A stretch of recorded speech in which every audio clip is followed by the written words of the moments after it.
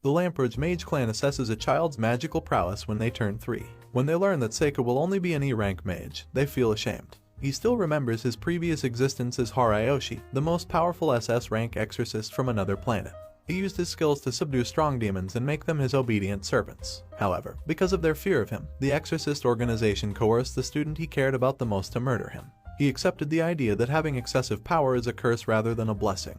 He gave his heart to those he loved, defending and sustaining them always. However, everyone turned on him in the end. To follow someone powerful and conceal his power, he cast a spell on the verge of death that would transport his soul to another world, where Seika, a mage from the Lamproj clan, was his new identity. Both Seika's mother and father were adept magicians and demons, respectively. But when he was a baby, his uncle Blaze adopted him and claimed he was his son by a different woman. His lack of magical ability also hurt his reputation among the family, but also led to his second brother, Glai, picking on him and bullying him. Seika, however, continues to employ the covert exorcism methods he learned in his previous life. He transforms fallen leaves into crows. However, Glai soon appears, calling Seika a loser and hurling insults at him. Seika begs him to stop, but Glai grabs him by the shirt and yells at him to be respectful. As Glai prepares to strike Seika, his evil brother is being attacked by crows. Fortunately, Ruft, the oldest brother, steps in and safely transports Glai. Seika turned 7, but nothing changed in his situation.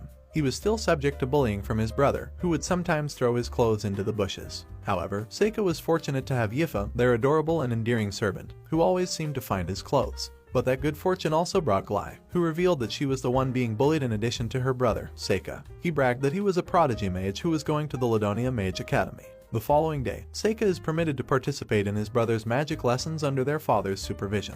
Blaze gave the orders, and Glai and Seika displayed their magic skills. When compared to his personality, Glai's magic abilities are respectable. He attempts to prove his superiority to Seika. He asked Seika to perform a spell, which was impossible because Seika lacked the magical ability to humiliate him. To everyone's surprise, however, Seika was able to use spiritual techniques to generate a blue flame that destroyed everything.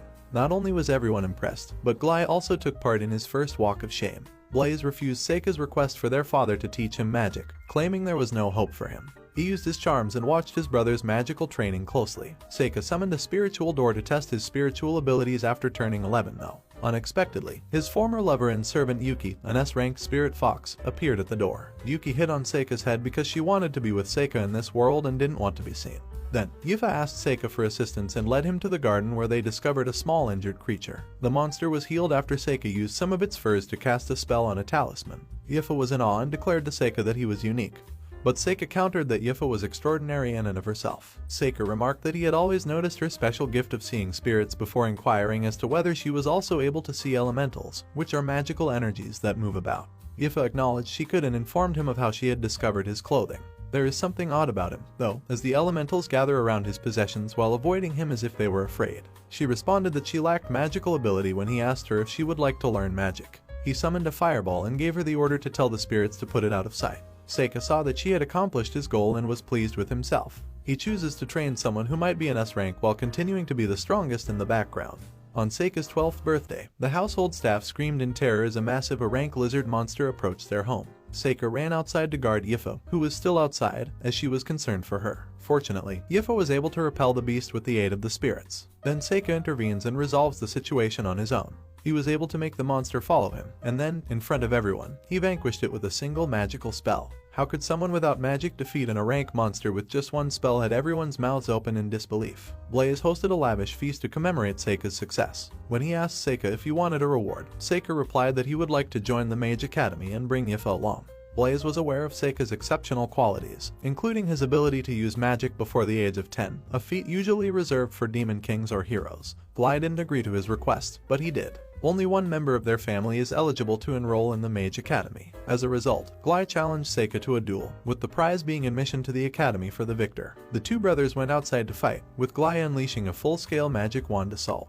He attempted to harm Seika using fire and wind, but Seika erected a thin barrier to defend himself. Then Seika performed some bizarre voodoo using a talisman paper. Glai found himself immobilized before his arm was broken with a quick twist of the paper. Glai lost the battle because he was unable to endure the pain any longer and collapsed. The following day, Seika bid the family farewell and left with Yifa on his journey. He gave Yifa a magical stone necklace on the way that would summon the elementals to her, enhancing her power. They eventually arrived at the Ladonia Mage Academy after a few days. They were required to demonstrate their elemental prowess and magic abilities here. As she stood up, Yifa reached out and touched the crystal. She was able to use both the fire and wind elements as they lit up in various shades of red and green. Seika's turn to shine comes next, but the ball doesn't. Although the instructor was perplexed, Seika is like, "Yes, I lack magical abilities. What did you expect?" Seika was permitted to take the assessment despite being thought to be an incomparable idiot. Many people discussed this and claimed that Seika was using his family's influence to enroll in the academy. Then Amu, a young woman with red hair, suddenly rose to her feet. She reminded Seika of his ideal self from his previous life, the person who killed him. When she placed her hand on the crystal, a brilliant white light started to emanate from it.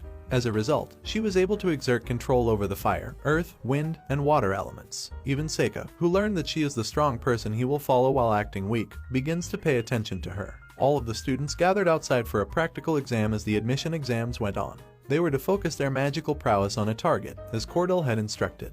The second target was destroyed when Yifa unleashed her wind power after using her flame power to start a fire. Given how far his apprentice had come, Seika was pleased with her development. Seika's turn to perform was now. He fired blue fireballs at the target, which they burned through. He combined earth and metal for the next target, causing them to fracture and crystallize into stone cubes. The final target was frozen with ice after Seika used a magical spell that unleashed a powerful water splash, shocking everyone in the room. When the results were finally made public, Seika came in third, trailing Yifa and Amu in first and second, respectively. Seika noticed something odd on the way to the entrance ceremony: dark elementals and an enigmatic magic circle drawn on the academy grounds. He quickly commanded his talismans to keep watch and look into what was happening.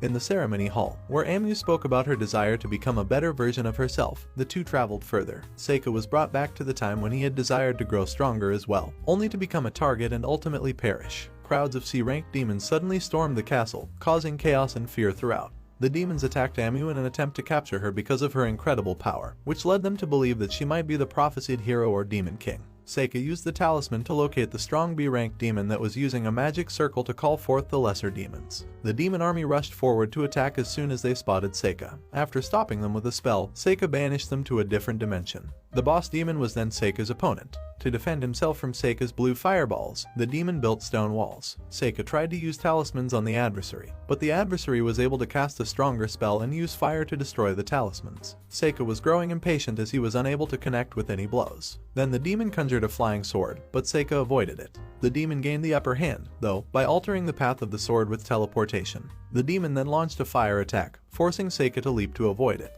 Sadly, the demon teleported in front of Seika and severed his arm. Seika reacts quickly and leaps out of the way, dodging the demon's numerous swords. However, before they could take any further action, a demon attacked from behind and severed Seika's head. After that, the demon starts to leave when all of a sudden he hears a voice chanting a poem. He turns around in shock to see Seika standing there unharmed and alive. Then Seika unleashes a waterfall of power that splashes, but the foe dodges and escapes in time.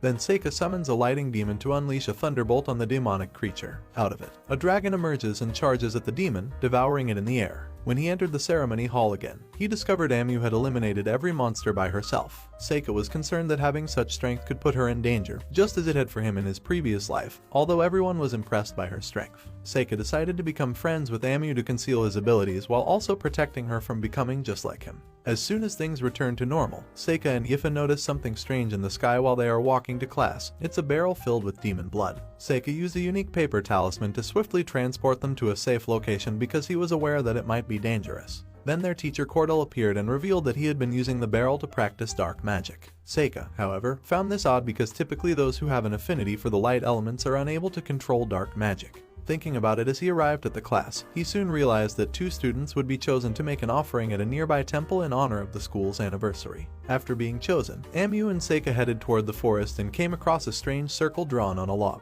They were abruptly teleported to a dungeon as soon as they were close enough. When several demons start to attack, Amu quickly releases her flame power to defeat them. An invisible foe suddenly materialized behind her, however, out of nowhere. Seika quickly impaled it with a wood spell after spotting it. Seika dispersed talismans throughout the dungeon so the ones on the surface can react once he approaches because they were unable to find their way out.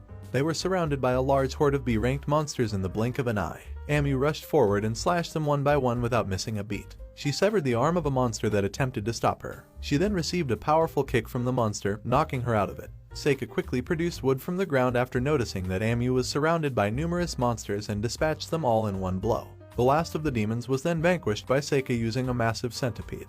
Amu awoke after the battle was over and expressed her gratitude to Seika for saving and healing her. But all of a sudden, she began to experience a terrible headache that wouldn't go away. Seika believed that Amy was cursed, so he built a wall around them to help break the spell. They were unable to remain inside the barrier indefinitely, unfortunately. Seika, therefore, devised a scheme to employ her hair and transfer the curse to his talisman. Spending time together allows Amu and Seika to get to know one another better and develop a close relationship. Seika admitted that Yifa was like a relative to him after Amu made fun of him about his relationship with her. Due to her love of fighting and combat, Amu admitted that since she was a young child, people had thought she was unusual. However, Seika didn't give it a second thought and accepted Amu anyway, which made Amu very happy. They came across a room that contained the formidable S-rank demon boss Naga while looking for a way out. Even a group of ranked adventurers would struggle to defeat such a powerful foe, and she was quite frightened at the idea of facing it.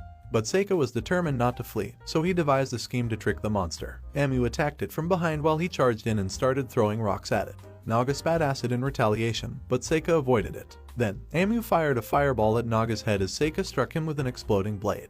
The formidable beast was finally slain when Amu made her finishing strike with her sword. Amu gave Seika a big hug because she was so happy to have fought alongside her. After everything was said and done, they vowed to one another that they would start an adventuring group after graduating. Seika informs Cordell of the trap buried beneath the temple when she returns. He knows that Cordell ordered them to the dungeon and was behind the attack during the entrance ceremony. The teacher then admits that he is a human working for the demons when the student confronts him. He created a curse that imitates an illness and can be cast from a distance to kill the hero, to enable Amu to battle the demons and become stained with their blood, which set off the curse. The demons had to attack the academy. After killing the demon he had summoned from the locked door, Seika became the new target as its blood flew over him. Cordell doesn't comprehend Seika's self-cursing, but as an exorcist, Seika has always focused on casting curses. He begins reciting his mantra as he lifts the creator's curse. Cordell started to bleed from his mouth and eyes as a result of his curse. He eventually succumbed to the suffering. Thankfully, after all the chaos, Seika has a chance to unwind and spend time with Amu, the person he will use to conceal his abilities. For more anime recap, click here to subscribe and watch more. Thanks for watching.